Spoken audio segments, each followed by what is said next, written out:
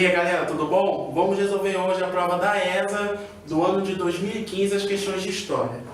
Como eu já tinha feito no vídeo de 2016, eu estou com a prova de 2015 aqui no meu celular, tá? Eu baixei no meu celular, mas no vídeo, que é abaixo do vídeo, na descrição do vídeo, tem um link diretamente do site da ESA que você baixa a prova e acompanha junto comigo a correção das questões, tá bom?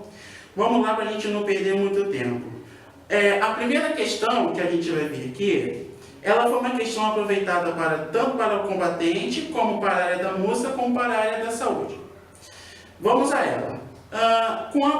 Com a promulgação da Constituição de 1934, a segunda Constituição do período republicano brasileiro. Então, aqui, a gente já está vendo aqui, o que o enunciado está dizendo para a gente? Que essa Constituição de 1934, ela vai ser a segunda Constituição da história do sistema republicano brasileiro. Inicia-se com o período constitucional da Era Vargas. Então, aqui, a gente já está delimitando um assunto histórico, a gente já está delimitando qual vai ser o nosso viés, qual vai ser o nosso assunto que nós vamos focar dentro dessa questão, que é a questão da formação da Constituição de 1934 durante o período da Era Vargas, que se inicia a partir da década de 30, com o movimento da Revolução e por aí vai. Tá bom? Vamos lá, voltando ao enunciado aqui. São elementos presentes nessa Constituição de 1934, exceto, então aqui, o enunciado já está deixando bem claro para a gente. A gente vai fazer por critério de eliminação, mas só que nós vamos eliminar as questões que estão corretas e as questões que são coerentes ao assunto sobre a Constituição de 1934. Tá? Então, a gente vai aqui por critério de eliminação e a que sobrar vai ser a questão que não for coerente com os critérios da Constituição de 1934. Vamos à primeira. Letra A, voto secreto? Não. Por que não será voto secreto? O voto secreto foi uma das conquistas garantidas na Constituição de 1934. O que será o voto secreto? O voto secreto no qual o cidadão, o indivíduo, na ocasião, ele vai poder votar sem que ninguém o consulte. Né? Era uma prática comum na época da República Velha com a prática do coronelismo e a prática do voto de cabresto. Não era um voto secreto. Ou seja, as pessoas votavam conforme algum outro político orientasse ou outro coronel orientasse para que aquela pessoa votasse em um determinado candidato. Então, o voto ele não era secreto. Então, aqui, com a Constituição de 1934, o voto será secreto. Será uma das garantias dessa Constituição. Tá? Então, a letra A a gente elimina. Letra B, o voto feminino? Não, pelo contrário, o voto feminino será uma das principais conquistas sociais garantidas nessa Constituição de 1934.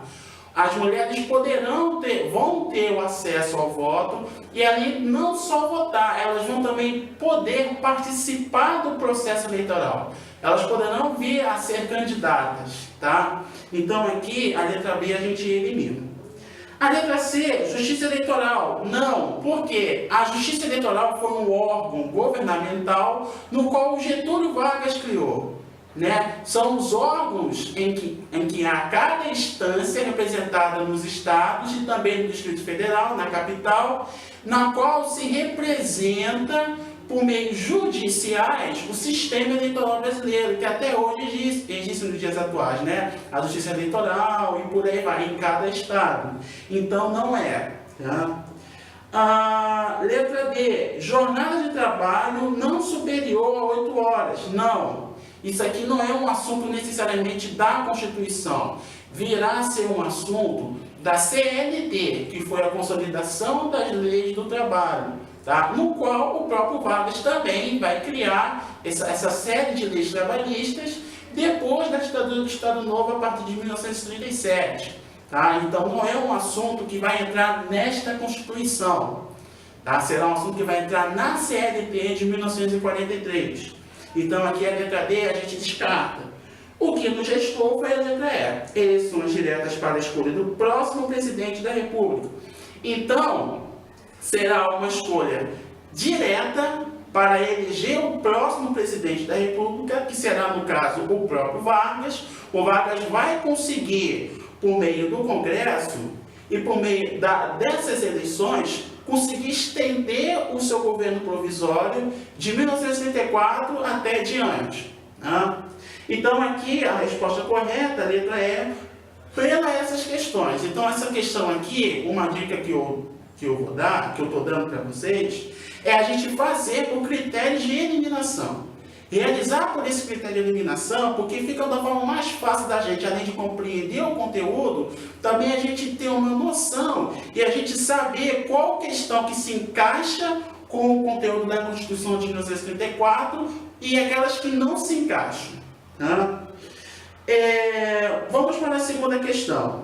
A segunda questão, ela foi aproveitada para a área de combatente, para a área da música e para a área da saúde. Vamos a ela. Na República Velha, ocorreram vários movimentos contestatórios.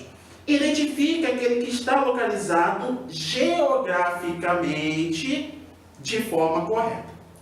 O que o enunciado está querendo dizer para a gente? O assunto. Qual é o assunto dessa questão? Revoltas na República Velha. Movimentos sociais que ocorreram durante o período da República Velha. Essa questão, ela está querendo que a gente tenha um conhecimento não só histórico sobre esses movimentos, mas também um conhecimento geográfico e até um conhecimento logístico de onde aconteceu essas revoltas. Tá? Para a gente explicar uma revolta em um determinado lugar, é importante que a gente conheça, além dos fatos históricos, qual foi o motivo, a causa, a circunstância, o porquê de ter acontecido, tá? E também a gente ter uma noção geográfica de onde aconteceu, tá? Em qual localidade aconteceu e quais foram os impactos desse movimento histórico de contestação naquela região. Então, vamos voltar lá às opções que nos dão aqui. Letra A, revolta da vacina, Rio de Janeiro? Sim. Por que aqui na prova está marcando que é a revolta da vacina em Rio de Janeiro? A revolta da vacina, ela foi um movimento urbano, tá? No qual ocorreu na cidade do Rio de Janeiro, no qual se havia uma intenção dos governantes da época de realizar um movimento, uma campanha de vacinação obrigatória para todos os moradores, naquele sentido de higienização, de urbanização da cidade, no qual o prefeito na época, o Pereira Passos, queria impor na cidade. Tá? Mas só que, por ser uma prática, uma política pública inovadora, e muitos moradores da época não conheciam a injeção, o uso da injeção como método de sanear algumas doenças, se houve uma revolta por parte da população, porque o governo da época não a esclareceu sobre o motivo e o porquê dessa campanha de vacinação. Tá? Como o método de uso de injeção era algo muito inovador, muitas pessoas inclusive tinham medo, tá? Então se criou esse movimento de revolta dentro da cidade do Rio de Janeiro contra essas medidas, nas quais eram lideradas pelo médico sanitarista Oswaldo Cruz.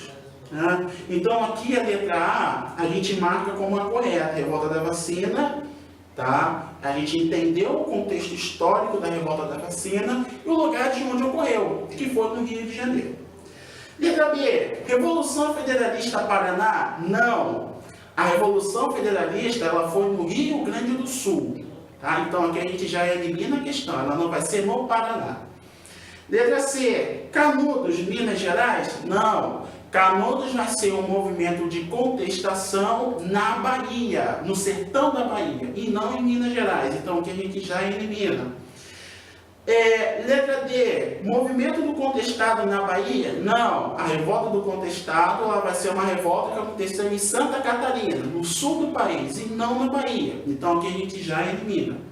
E a letra E, revolta da Armada Rio Grande do Sul? Não. A revolta da Armada ela foi um movimento também de contestação social na época da República Velha, mas só que não será no Rio Grande do Sul, ela foi no Rio de Janeiro, na capital federal na época. Então aqui a gente marca para a questão 2, a letra A, revolta da vacina Rio de Janeiro. Então aqui a gente já entendeu o contexto da questão e a gente já entendeu o porquê de ter sido a letra A. Tá? Vamos para a terceira questão. A terceira questão, ela vai ser aproveitada para combatente, para música e para a área da saúde. Tá? Vamos a ela. Após a ingressão na Segunda Guerra Mundial em agosto de 1942, o Brasil enviou à Europa a Força Expedicionária Brasileira, que integrou o 5º Exército dos Estados Unidos, atuando em território, ou seja, depois que a gente lê o enunciado, a gente já tem uma noção de qual será o assunto sobre essa questão. O assunto será a participação brasileira na Segunda Guerra Mundial. Quais foram os impactos e qual foi a importância da participação do Brasil na Segunda Guerra Mundial, segundo o viés das Forças Armadas e particularmente do Exército. Tá? É importante a gente saber que a participação do Brasil na Segunda Guerra Mundial, ela foi motivada pelos Estados Unidos, tá? Porque o Brasil ele é um aliado estratégico dos Estados Unidos no continente americano e também a partir do momento em que os Estados Unidos começam a investir um capital financeiro dentro do nosso país. Isso é durante o período da ditadura do Estado Novo com Getúlio Vargas, no qual os Estados Unidos realizam várias políticas de amizade, uma política de aproximação política, uma política de aproximação econômica com relação ao Brasil, para trazer esse capital americano, para investir nas indústrias de base, nas quais eram a menina dos olhos do Getúlio Vargas, tá? Desde os investimentos mais famosos dos Estados Unidos durante o período foi a CSN, que é a Companhia Siderúrgica Nacional em Volta Redonda. Então, a partir do momento que os Estados Unidos já estão ajudando economicamente o Brasil se vê numa situação em entrar na Segunda Guerra Mundial para lutar ao lado dos americanos, tá, contra as tropas do eixo. As tropas do eixo eram a Itália fascista, a Alemanha nazista e o Japão imperialista. Tá? Eram os 3 países fascistas do eixo, tá? Na qual o Brasil lutou do lado dos aliados, além dos americanos, dos ingleses e dos franceses, tá? Contra os países do eixo. Então aqui a gente já sabe o contexto histórico do motivo do Brasil ter participado na Segunda Guerra Mundial. Tá? Atuando em qual território? Então aqui já é igual à segunda questão. Além de você ter um conhecimento histórico, é importante que você tenha um conhecimento geográfico. Tá? Você tem um conhecimento de onde o Brasil, em qual país o Brasil participou, o Brasil levou as suas tropas para lutar ao lado dos Estados Unidos. Letra A. Território alemão? Não, não foi necessariamente território alemão. Tá? Letra B. Território francês? Não, a França ela era aliada. Tá? Então não é. Letra C. Território italiano? Sim. Por que será em território italiano? Porque o Brasil mandou os seus pracinhas, as suas tropas, juntamente com as tropas dos Estados Unidos, para atuarem contra os alemães, não em território necessariamente alemão, mas em território italiano, tá? Foi na região localizada como Monte Castelo, chamado como Monte Castelo, e ali também perto da Sicília, tá? Que é uma província até os dias atuais da Itália. Então foi na Itália que o Brasil mandou suas tropas para atuarem e para lutarem contra os alemães e os italianos. Letra D, belga? Não, não foi na Bélgica. Letra E, Suíça? Não. A Suíça ela foi um país neutro, inclusive. A Suíça ela nem participou da Segunda Guerra. Então aqui, para a terceira questão, a gente vê que foi a letra C, alternativa a letra C. Vamos para a quarta questão. A quarta questão ela vai ser aproveitada apenas para combatente, apenas para os que fizeram para a área de combatente. Questão. Qual é o assunto? Governo Jânio Quadros. Tá? Vamos ler o enunciado para a gente ter uma noção e para a gente entender o que foi o governo Jânio Quadros. Tá? E o que o enunciado está querendo dizer para a gente, o que ele está querendo que a gente responda a ele. Jânio Quadros representou uma reviravolta no sistema político da época, sendo eleito presidente da República por um partido de pouca expressão nacional. O apoio de um partido tradicional, porém, foi decisivo na obtenção de uma diferença de mais de 1 milhão de votos. Trata-se do partido, então aqui a questão está querendo dizer para a gente o porquê do Jânio Quadros ter chegado ao poder e como ele chegou ao poder.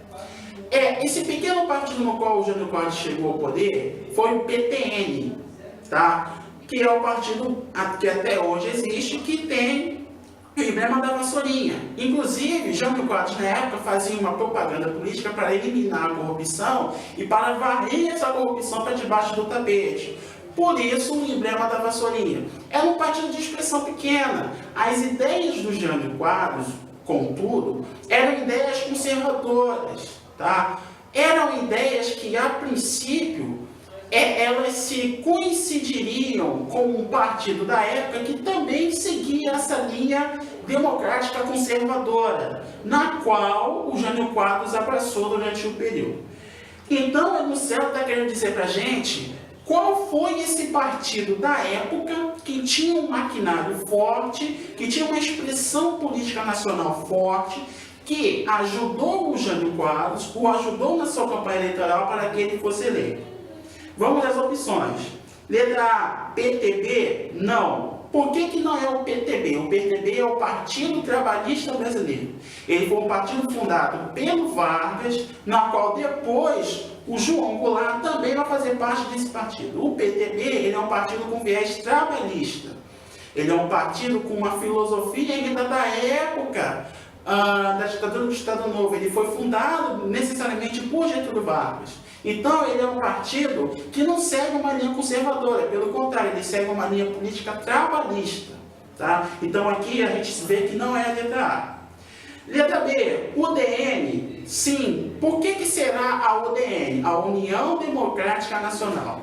A UDN será um partido, na época, na qual foi liderado pelo famoso jornalista carioca Carlos Lacerda, tá? No qual a UDN era o partido da época que representava essa linha política conservadora, uma política democrática, mas contudo conservadora, tá? Uma política na qual preservava as instituições brasileiras dentro de um conservadorismo, na qual defendia o investimento dos Estados Unidos, do capital americano sobre o Brasil, tá? Então é uma política de, vamos dizer assim, de centro-direita. Não necessariamente uma direita, uma ala mais radical da direita, mas uma política de centro-direita, tá? Uma política democrática conservadora. Então aqui a gente assinala a letra B, UDN. Letra C, PSB? Não. Por que não será o PSB? Partido Socialista Brasileiro. Partido Socialista Brasileiro, ele tem uma linha mais socialista. Tá? Então ele será um partido na qual não vai se alinhar com uma linhagem democrática conservadora. Letra D, PSD? Não. O PSD ele será uma ramificação do PTB, que é o Partido Social Democrata. Apesar de, em certos pontos, ter uma política semelhante ao UDN, mas o PSD ele será um partido de social-democratas. Tá? Será uma política na qual vai defender uma democracia por meio do estado de bem-estar social. Tá? Um estado no qual oferece recursos mínimos na área da saúde, da educação, tá? E dentre outros setores. Então aqui o PSD não é. E a letra é PSDB. Não, PSDB é o partido atual agora, né? É o Partido Social Democrata Brasileiro, que é uma ramificação do PMDB, né? O PSDB ele vai ser fundado no final da década de 80, mas só que ele não pertence a esse contexto aqui da década de 50 e 60. Então aqui a gente já elimina a opção E. Então, a resposta correta é a letra B, UDN, por esses motivos. Questão 5, vamos a ela. A questão 5, ela caiu apenas para a área de combatente. Tá?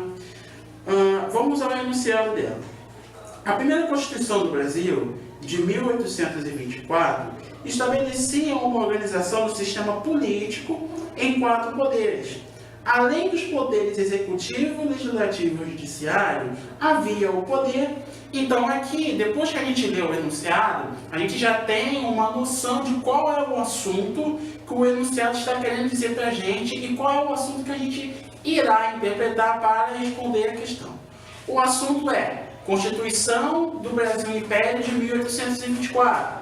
O enunciado está dizendo para a gente que essa Constituição houve 3 poderes significativos.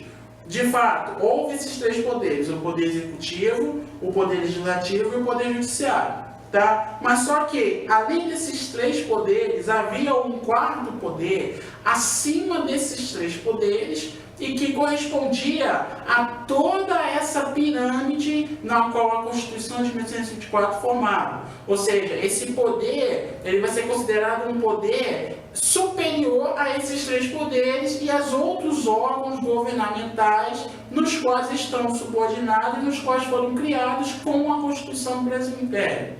Então, qual será esse poder? Qual será esse 4º poder que está acima do 3º poder? Vamos às opções que nos seguem aqui na prova.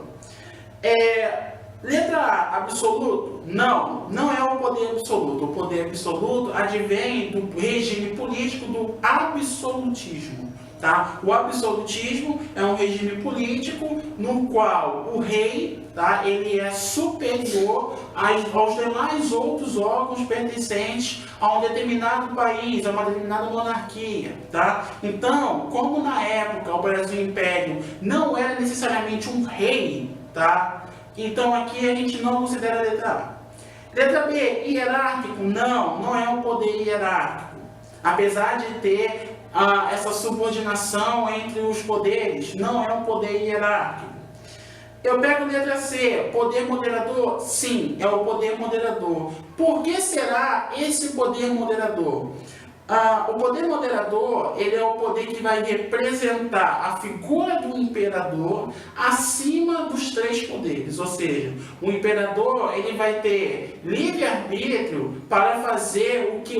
não que bem entender, mas ele vai ter uma certa liberdade, tá? Para demandar posições políticas e outras decisões que, nos quais os 3 poderes eles não interviam no poder moderador. Tá? Então o poder moderador ele será um poder soberano, ele será um poder que vai ficar acima desses 3 poderes.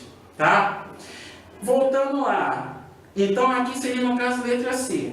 Letra D, poder régio? Não, não é o poder régio. E letra E, poder patriarcal, menos ainda. Então aqui a gente responde como letra C, poder moderador. Tá bom, gente? Questão 5. Vamos a ela. A questão 5, ela foi aproveitada para combatente, apenas para a área dos combatentes, tá? Questão. A Lei de Terras, em 1850, regulamentou questões relacionadas à propriedade privada da terra e à mão de obra agrícola. Ponto. Então, aqui, o enunciado está dizendo para a gente sobre a Lei de Terras que foi sancionada na época do segundo reinado, em que vai regulamentar, melhor dizendo, a propriedade privada. Tá?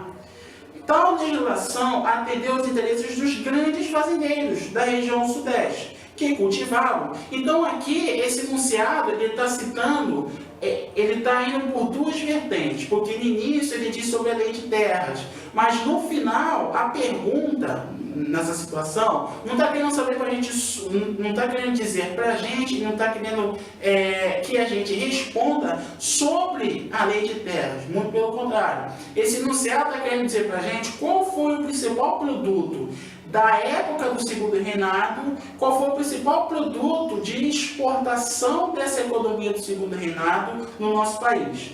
Tá? E aqui tem as opções. Letra A, cacau? Não foi cacau. Letra B, cana-de-açúcar? Não foi a cana-de-açúcar. Cana-de-açúcar foi do período do Brasil colônia.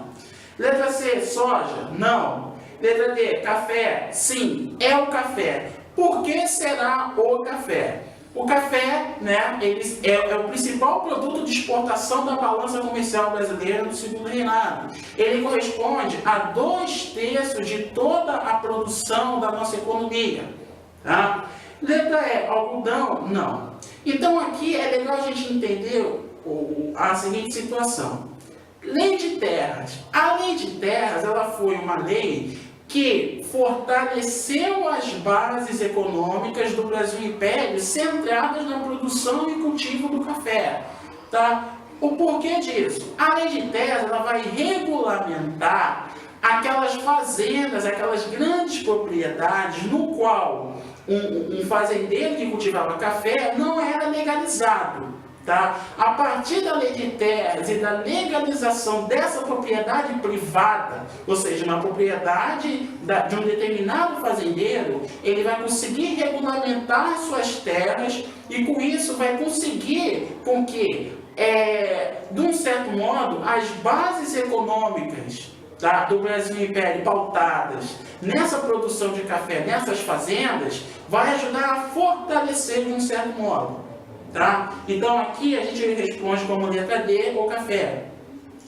Vamos para a última questão. A última questão, ela foi aproveitada para a área da música e para a área da saúde, exceto para a área de combatente. Questão. Em 1815, o Brasil foi elevado à categoria de Reino Unido, a Portugal e Algarves. Na prática, ou seja, isso aqui vai ser, essa elevação do Brasil a Reino Unido, ela foi feita na época em que o Dom João estava no Brasil juntamente com a sua família. A elevação do Brasil a Reino Unido, a critérios políticos, a interpretação política, ela foi importante para que o Brasil conquistasse um status diferente no qual havia com Portugal, na época, enquanto colônia e enquanto havia o pacto colonial. Tá? Então aqui a gente já está tendo uma noção de qual será a resposta. Letra A. Foi a causa da Inconfidência Mineira? Não. A Inconfidência Mineira foi um movimento que aconteceu na época do Brasil Colônia, no qual Tiradentes liderou. Não tem nada a ver com o contexto. Letra B. Nada significou para o Brasil? Negativo. Significou e muito para o Brasil. Tá? Letra C. Provocou enorme satisfação em Portugal? Não. Pelo contrário. Tá? Os portugueses ficaram chateados com isso. Os portugueses não gostaram dessa atitude. Uma vez, a única colônia de Portugal na época, tá? E a colônia mais rentável, mais lucrativa, na qual ela começa a ganhar esse status, tá? De uma certa independência com relação à sua metrópole portuguesa, os portugueses não vão gostar disso. Tá? Letra D. O Brasil voltou à condição de colônia? Menos ainda. Pelo contrário, o Brasil já era uma colônia. Ele vai manter essa situação de colônia, mas só que será uma colônia diferente com relação às demais que Portugal ainda tem. Tá? Então aqui no gestor, a letra E. O Brasil adquiriu autonomia administrativa. Tá? Essa autonomia administrativa, ela será de vital importância para que, posteriormente, o nosso processo de independência obteve êxito, tá? Em 1822. Então, aqui, essa autonomia administrativa, ela não ficará apenas no campo administrativo, ela será uma autonomia, de certo modo, política. Tá? Uma autonomia em outros setores da sociedade. Então, com isso, o Brasil Colônia até então vai ganhando novas bases e novas formas de adquirir a sua independência lá em 1822. Beleza, galera? Então, aqui a gente termina a correção da prova da ESA do ano de 2015. Qualquer dúvida, sugestão, vocês podem escrever para a gente no vídeo que a gente vai estar respondendo. Pode nos procurar também pelo nosso canal no YouTube. E, posteriormente, em outros vídeos, nós vamos estar corrigindo outras provas e trazendo mais conteúdos de história especificamente para a prova da ESA. Tá bom, galera? Um grande abraço a todos e até o próximo vídeo.